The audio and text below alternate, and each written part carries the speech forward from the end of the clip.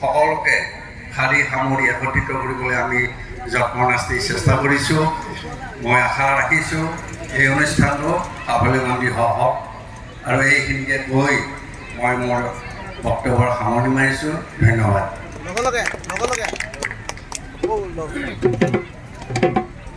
আৰু লগে লগে আমাৰ এই সৰু বিহুতি এই অনুষ্ঠানটো আনুষ্ঠানিকভাৱে উন্মোচন হোৱা বুলি মই ঘোষণা কৰিছোঁ। ধন্যবাদ।